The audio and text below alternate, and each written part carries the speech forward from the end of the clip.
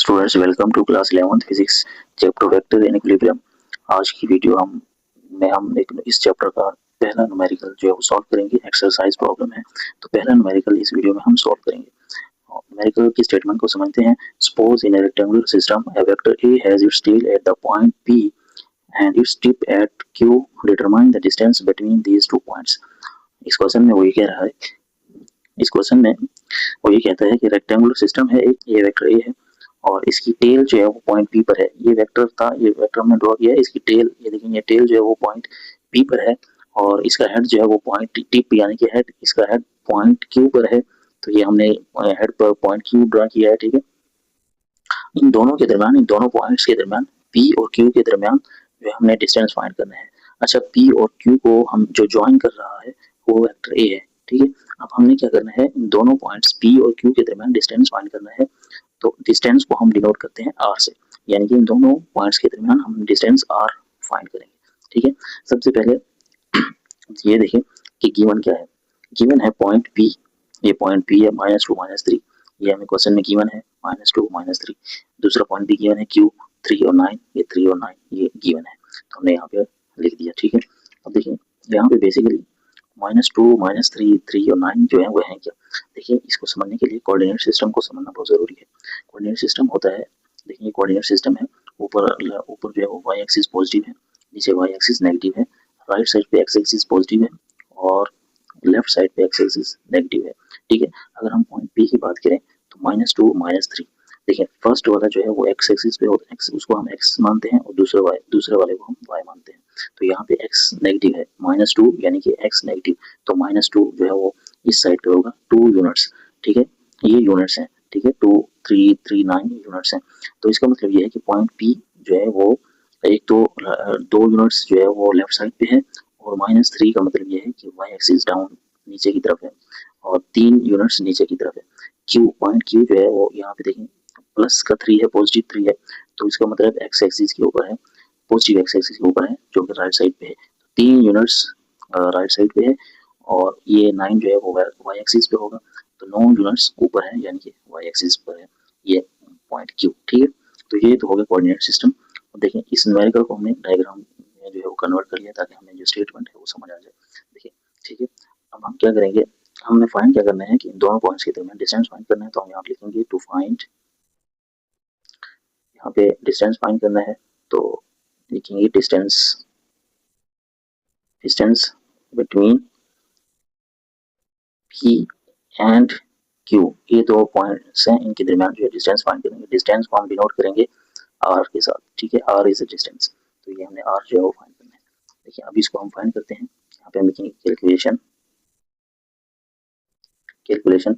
देखिए आर को डिस्टेंस है, आर जो है वो डिस्टेंस, डिस्टेंस को डिनोट करते हैं दो पॉइंट्स के दरमियान। तो अब हम क्या करेंगे, सबसे पहले पोजीशन वेक्टर का हम देख लेंगे। पोजीशन वेक्टर हम देखेंगे, जब हम पोजीशन वेक्टर पी का भी पोजीशन वेक्टर निकालेंगे और क्यू का भी पोजीशन वेक्टर निकालेंगे।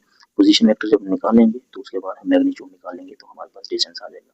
देखिए सबसे पहले हम क्या करेंगे, यहाँ पे हम लिखेंगे position vector, position vector of point P. Point P का पोजीशन वेक्टर क्या होगा, इसे हम नोट करेंगे r1 के साथ, ठीक है।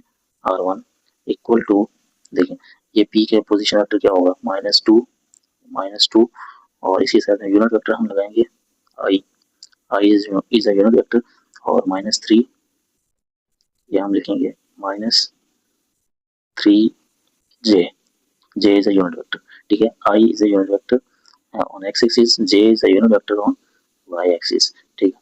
ये हमने पोजीशन वेक्टर निकाल लिया है p के लिए r1। अब हम पोजीशन वेक्टर निकालेंगे q के लिए, तो हम यहाँ लिखेंगे position vector, position vector of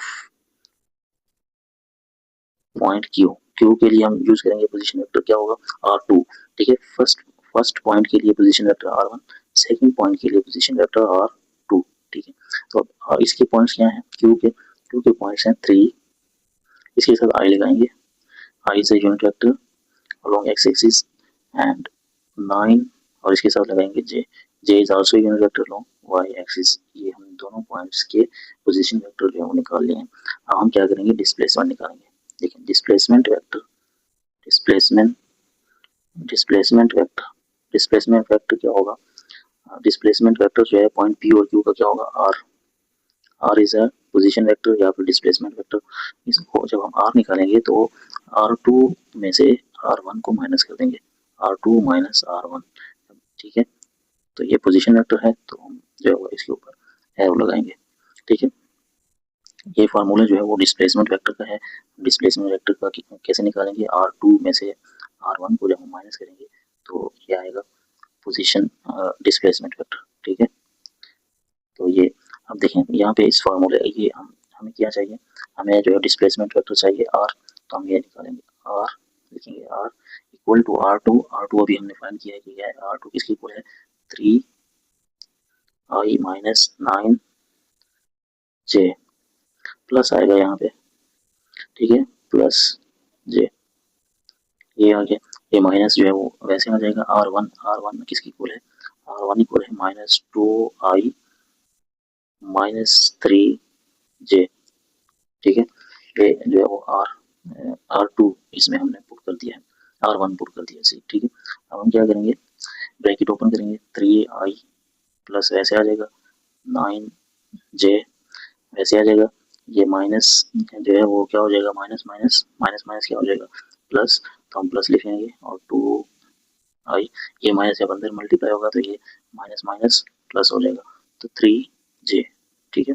अब हम इनको प्लस कर लेते हैं, आई वाली जो वैल्यूज हैं उसको आई वाली के साथ प्लस करेंगे और जो जे वाली है उनको जे वाली के साथ प्लस कर लेंगे।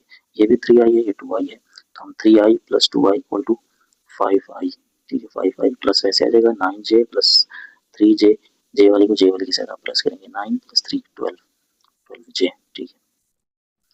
ये जो है वो क्या आ जाएगा, यहाँ पे हम फाइंड कर रहे हैं पोजीशन वेक्टर यानी कि डिस्प्लेसमेंट वेक्टर और डिस्प्लेसमेंट वेक्टर, ठीक है। ये टोटल वैल्यू जो बनेगी 5i प्लस ये हमारे पास आ गया पोजीशन वेक्टर या फिर डिस्प्लेसमेंट वेक्टर, ठीक है। अब हमने क्या करना है, इनके दरमियान जो डिस्टेंस फाइंड करना है, तो डिस्टेंस फाइंड करने के लिए हमें मैग्नीट्यूड चाहिए इस पोजीशन वेक्टर की।